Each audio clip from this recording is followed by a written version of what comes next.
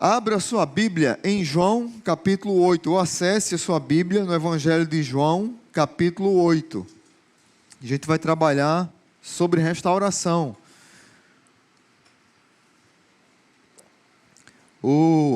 Estamos voltando para um alinhamento, começando o ano, alinhamento da igreja. E a gente vai começar com uma série de mensagens sobre restaurar, formar e servir. Sobre restauração, formação do discípulo e serviço. E hoje começamos essa série de mensagens do Reforce, sobre restauração. Capítulo 8. Diz assim: Jesus, porém, foi para o Monte das Oliveiras. Ao amanhecer, ele apareceu novamente no templo, onde todo o povo se reuniu ao seu redor, e ele se assentou para ensiná-lo. Os mestres da lei e os fariseus trouxeram-lhe uma mulher surpreendida em adultério. Fizeram-no ficar em pé diante de todos, e disseram a Jesus: Mestre, essa mulher foi surpreendida em ato de adultério. Na lei, Moisés nos ordena apedrejar tais mulheres. E o Senhor, que diz? Eles estavam usando essa pergunta como armadilha, a fim de terem uma base para acusá-lo. Mas Jesus, inclinou-se e começou a escrever no chão com o dedo. Visto que continuavam a interrogá-lo, ele se levantou e lhes disse: Se algum de vocês estiver sem pecado, seja o primeiro a atirar pedra nela. Inclinou-se novamente e continuou escrevendo no chão. Os que o ouviram foram saindo, um de cada vez, começando pelos mais velhos. Jesus ficou só com a mulher em pé diante dele. Então Jesus pôs-se em pé e perguntou-lhe: Mulher, onde estão eles? Ninguém a condenou? Ninguém, Senhor. Disse ela. Declarou Jesus: Eu também não a condeno. Agora vá e abandone a sua vida de pecado. Amém?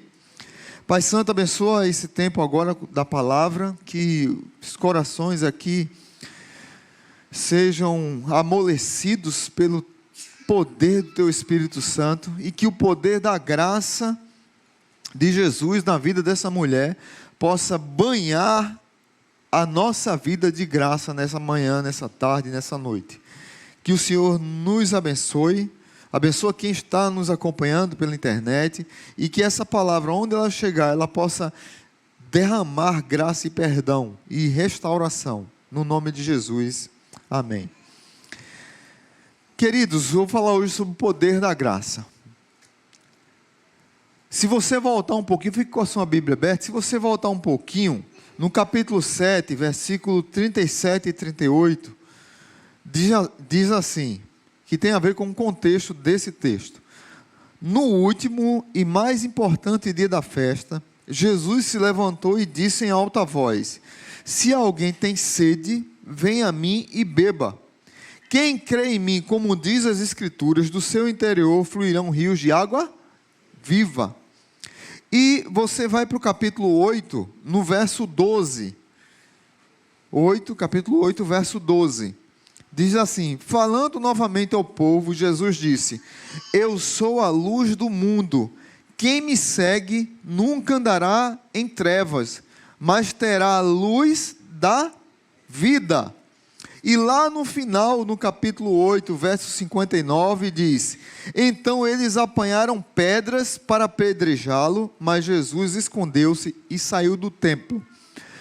Esse aqui é o contexto para esse texto, resumidamente, o contexto para esse texto que nós lemos. A história de Jesus pegar uma mulher em flagrante adultério é um exemplo maravilhoso da graça restauradora de Jesus. Apesar dos judeus o pressionarem, apesar dos judeus o tentarem pegar num erro, Jesus ele encoraja a restauração dessa mulher, não o pecado dela, pelo contrário, ele disse, olha, abandone sua vida de pecado. Ele ajuda essa mulher a mudar de vida, ou seja, ele convida essa mulher a ter uma segunda chance. Jesus é aquele que nos convida para a segunda chance, para restaurar a nossa vida. O contexto aqui revela a sabedoria de Jesus para lidar com esses homens religiosos e falsos na sua espiritualidade. Esse texto relata o perdão de Jesus em contraste com a desonestidade intelectual desses homens, desses líderes espirituais. Qual era a festa que estava acontecendo? Era a festa dos tabernáculos. A cidade de Jerusalém recebia muita gente. Então, muitas pessoas se acampavam em vilas, muitas pessoas se acampavam em barracas e ficavam uma semana, semanas durante a festa, habitando nessas barracas, em tabernáculos. E nesse burburinho da multidão, de muita gente, essa mulher, ela é pega em adultério.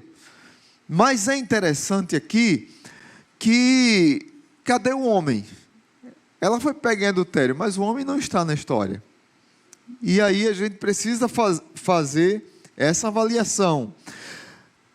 É interessante também que a gente está começando agora, daqui uns dias, o período de carnaval. E muitas pessoas usam o período de carnaval para traírem, para destruírem seus relacionamentos, para beberem até morrer, como dizem, e acham que está tudo certo. E acham que está tudo bem, não está.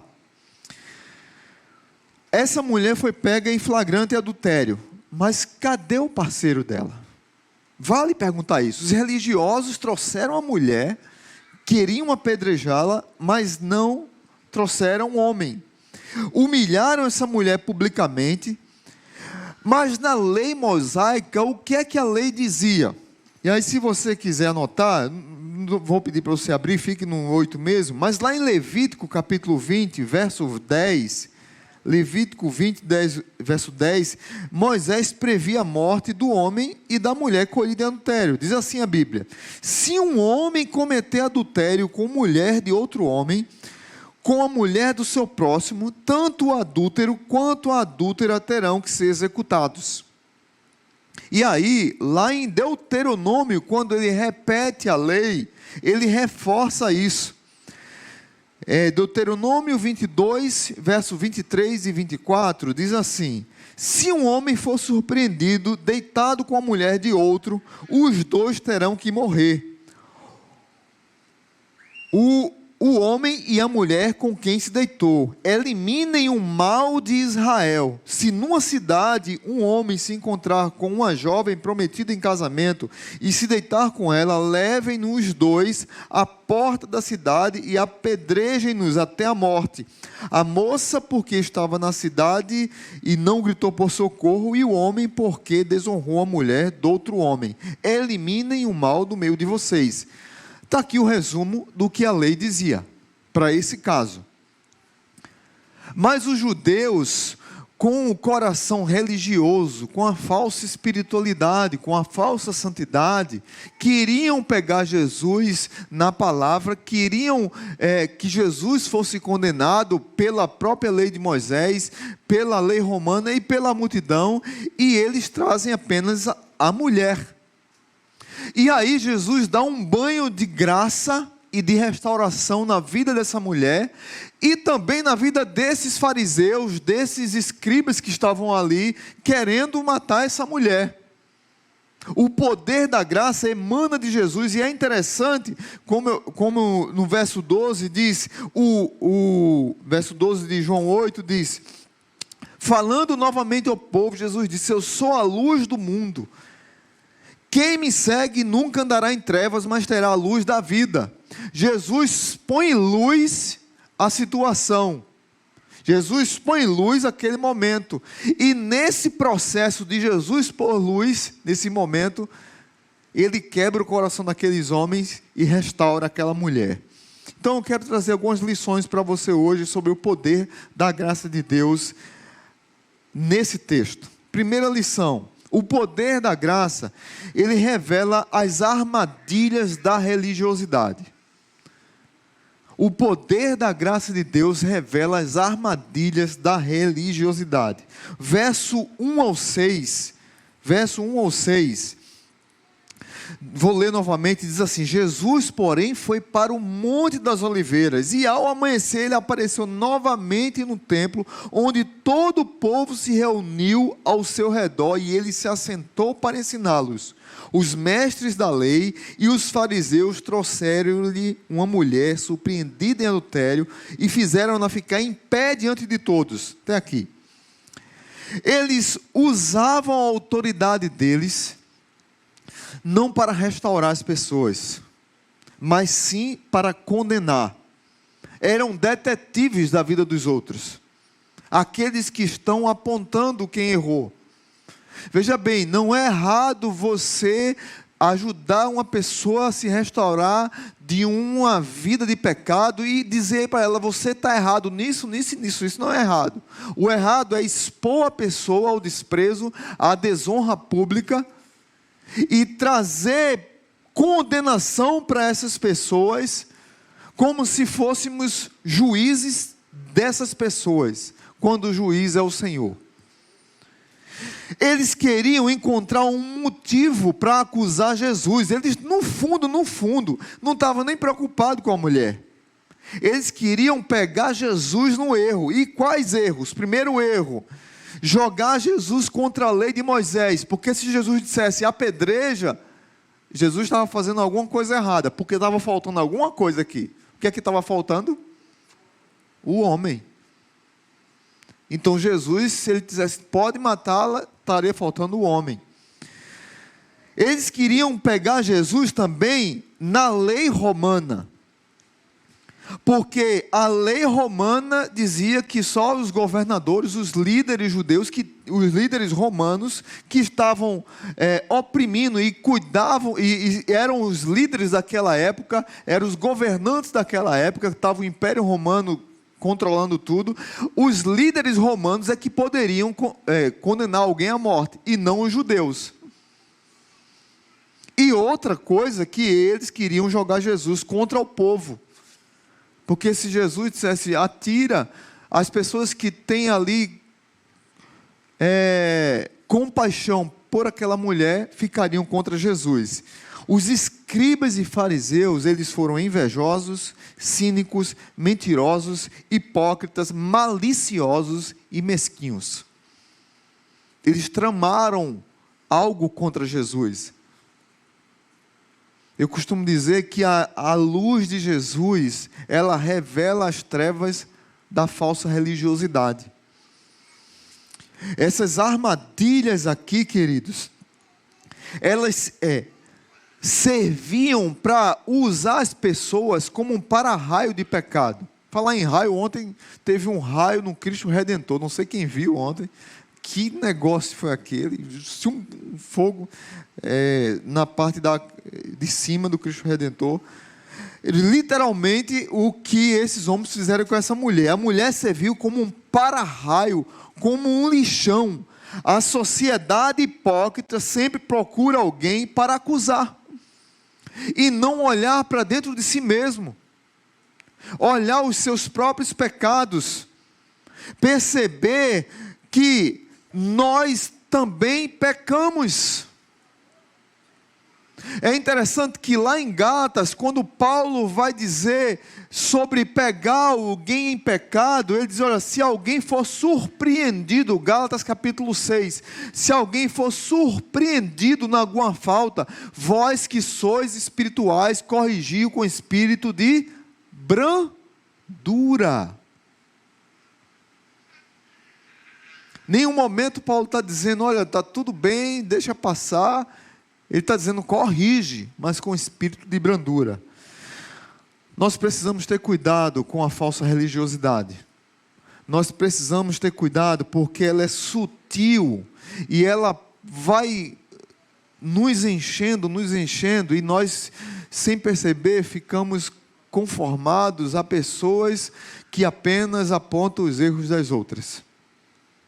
Então, primeira lição: o poder da graça revela as armadilhas da religiosidade. Segundo, o poder da graça revela a pecaminosidade do nosso coração. Veja comigo o verso 7 ao 9. Verso 7 ao 9. Visto que continuavam a interrogá-lo, ele se levantou e lhes disse: se algum de vocês estivesse em pecado, seja o primeiro a atirar pedra nela. Inclinou-se novamente e começou a escrever no chão. Os que o ouviram foram saindo, um de cada vez, começando pelo mais velho, e algumas Bíblias dizem até o mais jovem. Jesus ficou só com a mulher em pé diante dele. Jesus revelou a religiosidade desses homens, a pecaminosidade deles. Voltem comigo um pouquinho para o capítulo 7. Capítulo 7, verso 30 e 31. Capítulo 7, verso 30 e 31, diz assim: então tentaram prendê-lo, mas ninguém lhe pôs as mãos, porque a sua hora ainda não havia chegado. Assim mesmo, muitos dentre a multidão creram nele e dizia: quando Cristo vier, fará mais sinais miraculosos do que esse homem fez. Verso 32. Os fariseus ouviram a multidão falando essas coisas a respeito dele. Então os chefes dos sacerdotes e os fariseus enviaram guardas do templo para o prenderem. Jesus falava, os homens ficavam impactados, queriam prendê-lo, mas não era chegada a hora. Mas eles mesmo assim levantaram alguns soldados para prender Jesus. Só que o que foi que aconteceu? Foi algo até engraçado. Verso 45. E finalmente os guardas do templo voltaram aos chefes dos sacerdotes e aos fariseus, os quais lhe perguntaram: por que vocês não o trouxeram? Por que vocês não trouxeram Jesus? Jesus era para ser preso. Aí o verso 46 diz: ninguém jamais falou como este homem fala, declararam os guardas. Será que vocês também foram enganados? Perguntaram os fariseus. Os soldados foram lá prender Jesus, ficaram impactados com a pregação do evangelho, com a palavra de Jesus, e voltaram dizendo: ninguém fala com esse homem. Tem até uma música linda de Estênio Márcios que é sobre esse texto, e o nome da música é Ninguém Jamais Falou Como Esse Homem. Depois você procura Estênio Márcio, essa música é linda demais. Soldados que voltaram, que foram para ferir, voltaram restaurados, que foram para prender, voltaram libertos. Foram para acusar, voltaram estupefatos com quem era Jesus e não conseguiram prender Jesus. Jesus, na sua ação ministerial, Jesus na sua ação aqui na terra, ele revelava os pecados do coração daqueles hipócritas. Revelava o pecado do coração daqueles que estão em pecado. E aí todos nós pecamos. Todos nós falhamos, todos nós erramos, todos nós pisamos na bola. E a luz de Jesus revela as trevas dos nossos corações. Não é à toa que isso está no capítulo 8. Não é à toa que está no capítulo 8, que Jesus é a luz do mundo, e que a luz do mundo faz com que a gente enxergue. Porque no capítulo 9, Jesus vai falar de quê? João vai falar sobre quem? Quem lembra? Do cego que não enxergava. E aí Jesus, o cego que vivia no escuro, Jesus revela a vida àquele cego, dando a ele um milagre da cura dos seus olhos. Queridos irmãos, o pecado de adultério não é cometido só por uma pessoa. Esses homens estavam errados porque eles estavam querendo acusar só uma pessoa e pegar Jesus no erro, como eu já disse. Mas temos que ter muito cuidado com essa coisa chamada adultério. Mateus capítulo 5, verso 27 e 28 diz: vocês ouviram o que foi dito, não adulterarás. Mas eu lhes digo, qualquer que olhar para uma mulher para desejá-la, já cometeu adultério com ela no seu coração. Jesus, ele pega a lei e ele traz mais responsabilidade ainda. Ele diz assim: você pode pecar apenas com os olhos, com o seu desejo, com o seu coração pecaminoso. E nós, com o coração pecaminoso que temos, precisamos ter o cuidado, como a música que cantamos aqui: Senhor, me restaura, eu preciso de restauração. Me restaura, eu preciso de restauração. Mas o que eu acho mais interessante nesse texto é que Jesus não acusou a mulher, ele apelou para a consciência dos judeus, dos fariseus, dos acusadores. Ele mostrou àqueles homens que eles precisavam olhar para dentro de si mesmos. Agora eles estavam expostos publicamente. Eles começaram publicamente querendo acabar com aquela mulher. E quem acaba envergonhado são eles. Publicamente Jesus expõe aqueles homens, trazendo o pecado deles, a miséria, as trevas nos corações daqueles homens, porque Jesus era a luz do mundo. Jesus sendo a luz do mundo, Jesus restaura a minha vida, Jesus restaura a sua vida. Deixa eu dizer uma coisa para vocês. Nesse tempo de ministério, talvez o que mais tem me chocado, que os que mais se pregam como santarrões, são os mais podres que tem. Os que mais pregam como se fossem os mais espirituais, são os piores pecadores, são os piores acusadores, são aqueles que mais massacram o outro. Nós precisamos ter humildade, porque qualquer um de nós pode cair numa dessa. E só a luz de Jesus, no meio das trevas dos nossos casamentos, dos nossos relacionamentos, do nosso namoro, dos nossos noivados, da nossa relação com os nossos filhos, da nossa relação com os nossos funcionários, com nossos patrões. Só a luz de Jesus para restaurar e mudar a nossa vida. Nós precisamos ter sensibilidade e humildade para entender que todos nós somos pecadores. Talvez a gente precise fazer a reflexão: quem sou eu nesse texto? Como Pedro aqui falou sobre a história de Pedro, que também é uma história que me comove muito. Jesus, quando ressuscita, é interessante que Jesus ele vai em busca de pessoas que estavam decepcionadas. Pedro, os discípulos no caminho de Emaús, as mulheres que estavam chorando.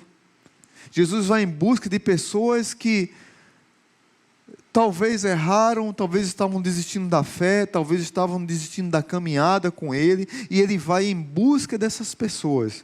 Olha, eu estou aqui, eu ressuscitei, tem esperança para você.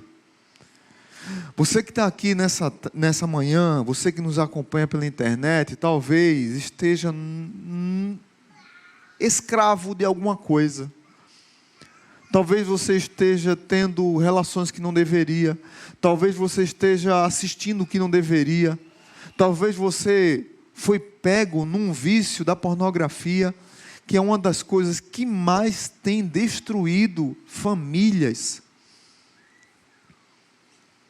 Ontem eu fui pregar numa igreja, eles estavam mostrando lá um projeto, uma pesquisa que foi feita por um determinado órgão, que das mulheres que são pegas, que sofrem de abuso em casa, 40% dessas mulheres que sofrem abuso em casa ou violência doméstica, 40% são de igrejas evangélicas. Os maridos são crentes. E outra pesquisa lá que 50% dos filhos que entram em drogas, vícios, pornografia, se afastam do evangelho. São 50% dos jovens que vão para esse caminho vêm também de famílias evangélicas. A pergunta é, o que é que está acontecendo na nossa casa? O que é que nós temos assistido? Qual é que tem sido a nossa referência? Eu volto a falar sobre pornografia porque é algo que tem levado muitas pessoas a entrarem num processo de adultério, começando pela pornografia. Mateus capítulo 5, versículo 27 e 28. Vocês ouviram que foi dito, não adulterarás, mas eu lhe digo, qualquer que olhar para uma mulher e desejá-la, já cometeu adultério com ela no seu coração. Jesus aumenta. O poder da graça é maior do que isso. Graças a Jesus. O poder da graça restauradora é maior do que isso. Onde abundou o pecado, superabundou a graça. Graças a Deus por isso. Mas eu estou alertando aqui para nós termos cuidado com os nossos filhos, com os nossos jovens, nós mesmos. Fazer uma aliança com os nossos olhos, como Jó diz, eu fiz aliança com meus olhos. Como é que eu poderia pôr meus olhos numa donzela, se eu fiz uma aliança com Deus e com minha esposa? Queridos irmãos, que Deus nos ajude a olhar para o nosso coração, e que Jesus revele em nosso coração pecaminoso, para restaurá-lo. Terceiro e último, poder da graça revela a necessidade do perdão. Verso 10 e 11. Verso 10 e 11 diz assim: Então Jesus pôs-se em pé e perguntou-lhe, mulher, onde estão eles? Outra versão diz, cadê teus acusadores? Ninguém a condenou? Ninguém, Senhor, disse ela. Declarou Jesus, eu também não te condeno, agora vá e abandone a sua vida de pecado. Agora vá e não peques mais. Vamos ler todos juntos, eu vou ler, vocês repetem. Verso 11, a segunda parte. Eu também não a condeno. Agora vá e não peques mais. Eu também não a condeno. Agora vá e não peques mais. Que texto, gente. Cadê os algozes dessa mulher exposta? Que precisava de restauração, que precisava de justificação, que precisava do perdão. Romanos capítulo 2, verso 3, verso 20. Portanto, ninguém será declarado justo diante dele, baseando-se na obediência à lei, pois é mediante a lei que nos tornamos plenamente conscientes do pecado.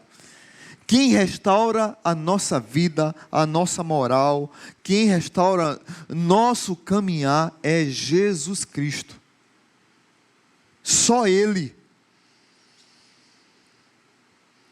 Mas antes de ter restauração, precisa ter convencimento e convicção de culpa. Porque muitos pregadores, missionários, missiólogos nos ensinam assim: olha, antes de você pregar sobre a graça, pregue sobre o pecado. Porque tem pessoas que acham que não pecam. E elas precisam ter convicção do pecado, do erro, da culpa, de ter pisado na bola, para poder entender o que é a graça. Essa mulher ficou silenciosa, ela não se defendeu em nenhum momento. E muito pelo contrário, como talvez alguns possam achar, e alguns até preguem isso, Jesus perdoou essa mulher, significa liberou geral? Não tem nada de liberou geral. Muito pelo contrário.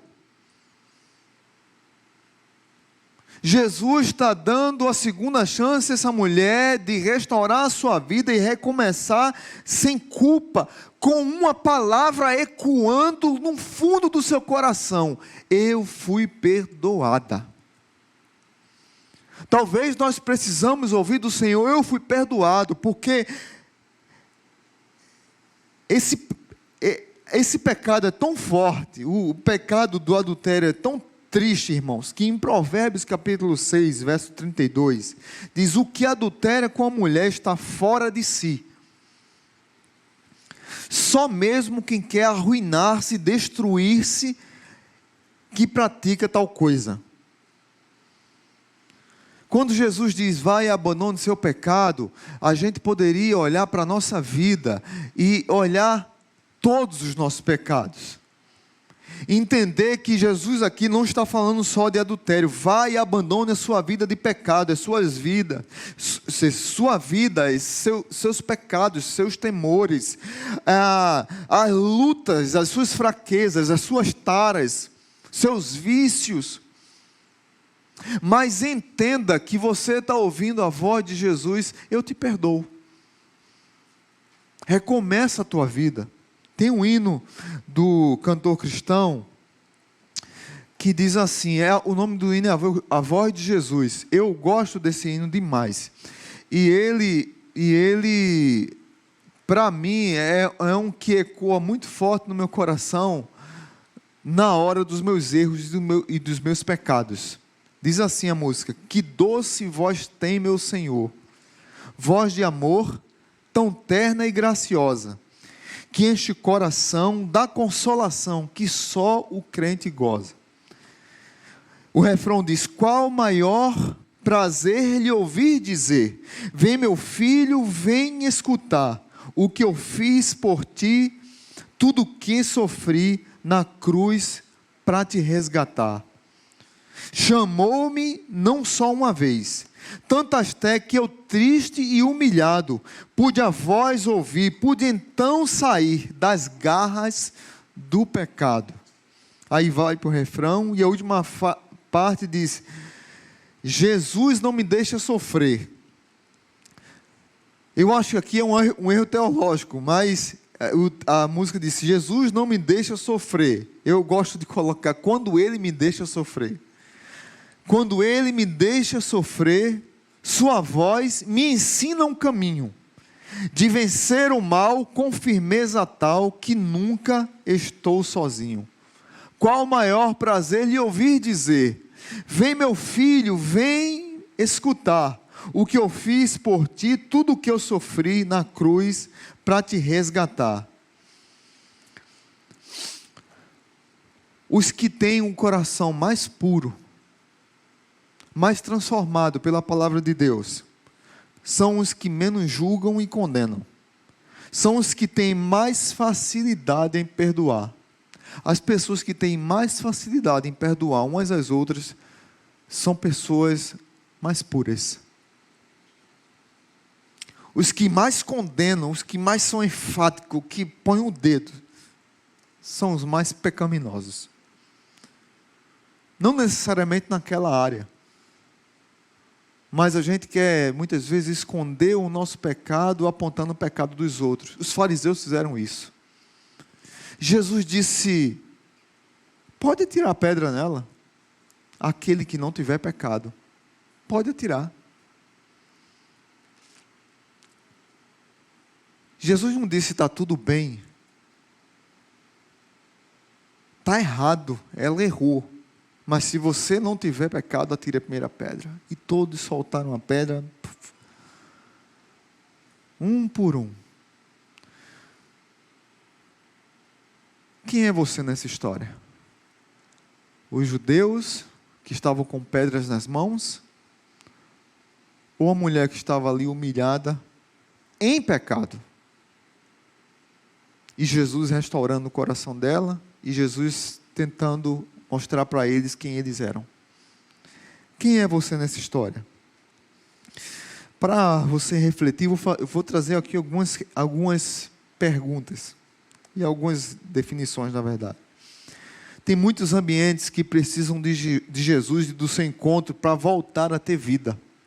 Tem uma escritora, faleceu há pouco tempo, brasileira, Lia Luft.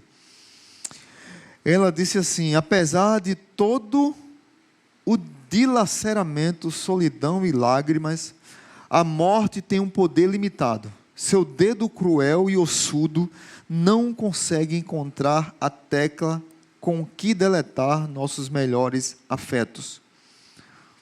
Tem muitas pessoas dentro das igrejas que estão mortas espiritualmente. E o dedo podre da morte está lá apontando o tempo todo. O dedo podre do pecado está lá o tempo todo apontando.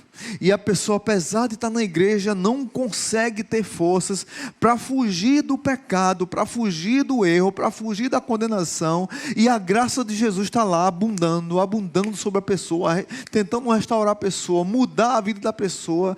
E a pessoa está lá afundada. Apesar de repente ouvir uma mensagem, 2 mensagens, 3.000 mensagens, várias canções, e não muda. Deixa eu dizer uma coisa para você: a morte não tem poder sobre sua vida. Jesus pode restaurar a sua vida. Jesus pode mudar a sua história. Jesus pode te libertar do pecado. Jesus pode te libertar dessa vida que tem deixado você colado com o pecado. E você sair dessa podridão e tomar um banho e sair cantando aquela música: eu fui perdoado, aleluia, eu sou livre. É outra música que eu gosto demais, que a gente deveria cantar a plenos pulmões.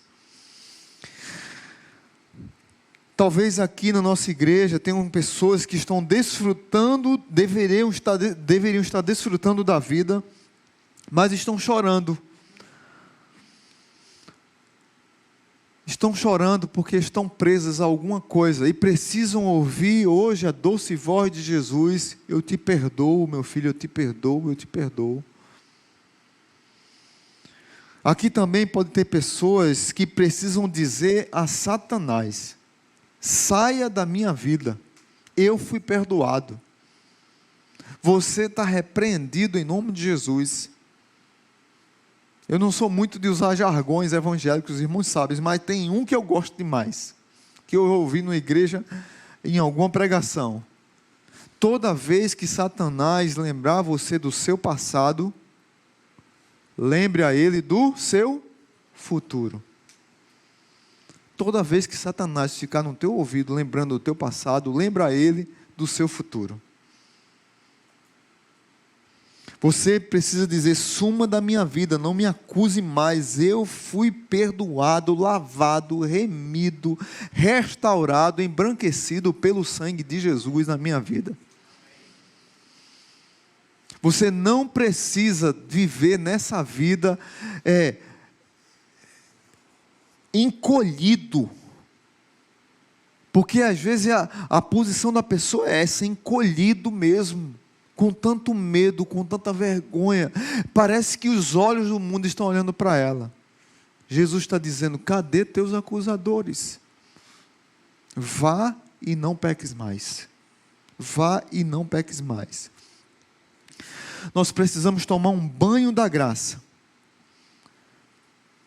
e receber a restauração do Senhor, perdão do Senhor. E por fim, aqui talvez tenham pessoas que precisam ouvir a profecia do profeta Isaías, no capítulo 42, o verso 3. Ele não esmagará a cana quebrada, nem apagará a torcida que fumega. Em verdade promulgará o direito. Jesus é aquele que não esmaga a cana quebrada. Talvez você entrou aqui nessa manhã quebrado. Tem pessoas que nós conversamos, chegam para nós quebrados pelo pecado. Pastor, eu não consigo, está difícil desse vício, é tabagismo, é alcoolismo, é droga, é pornografia, é bebida. Está difícil. Deixa eu dizer para você, é possível. Jesus já pôs luz nas trevas que está no seu coração. Agora, ande na luz. Verso 12. falando novamente ao povo, disse: eu sou a luz do mundo, quem me segue nunca andará em trevas, mas será a luz da vida. Jesus está colocando o holofote na sua vida. Você está detectando aquilo que tem lhe afastado de Deus. E Jesus está dizendo: vem para a luz, vem para a luz. Cada vez que a gente chega mais perto da luz, as nossas trevas vão se dissipando e vão perdendo a batalha. E você vai tímido assim, vai tímido, vai se abraçando, vai abrindo e vai se derramando nos braços de Jesus. A minha oração é que você hoje se derrame nos braços de Jesus e entenda que Ele pode restaurar a sua vida. Não fique escravo daquilo que tem lhe afastado de Jesus. Amém? Curva sua cabeça e vamos orar, agradecendo a Ele. Pai bendito, eu quero te agradecer pelas vidas que estão aqui. Agradecer pelos meus irmãos, pelos visitantes, agradecer por aqueles que precisam tomar aqui hoje uma decisão. Talvez precisam arrepender-se de alguma coisa, pedir perdão a alguém, pedir perdão ao Senhor mesmo. Olhar para o secreto do seu coração, olhar para a mesquinhez da sua alma, olhar para as pedras que tem nas mãos e soltar as pedras. Talvez olhar para o seu pecado mesmo, como essa mulher ficou em silêncio, nenhum momento ela tentou se defender. Jesus a perdoou, mas Jesus disse: mude de vida, mude de vida. Pai, chega nos corações aqui hoje, trazendo cura. Se Deus falou com você nessa manhã, vou pedir para você ficar em pé. Eu quero orar. A igreja está orando. Não vou chamar você para vir aqui à frente. Não sei qual é a sua situação, mas fique em pé. Eu quero orar por você. Deus tocou no seu coração em algum? Amém. Tem mais alguém? Amém, amém, amém, amém. Louvado seja Deus. Amém. Mais alguém? Às vezes nós somos aqueles que apedrejam, às vezes somos aqueles que estão sendo subjugados, apontados. Pai, abençoe esses irmãos que ficaram em pé. Não sei quais são as lutas que eles passam, os medos, os temores, as quedas. Talvez o dedo apontando para alguém, não sei, Pai, o Senhor sabe. Chega nessas vidas trazendo restauração, Pai. Que elas possam pedir socorro, que elas possam entender que vale a pena andar na luz e fugir das trevas do pecado. Saber que como oleiro o Senhor pega a nossa vida e molda, e como diz a canção, e faz-a de novo, faz um vaso novo. Assim seja na vida dos meus irmãos, que são amados do Senhor. São pessoas que estão clamando ao Senhor por algo. Chega nesses corações com cura e restauração. Que o amor de Deus o Pai, que a graça maravilhosa de Jesus e que a comunhão do Espírito Santo esteja sobre nós. Que temos uma semana rica e abençoada. Em nome de Jesus. Amém.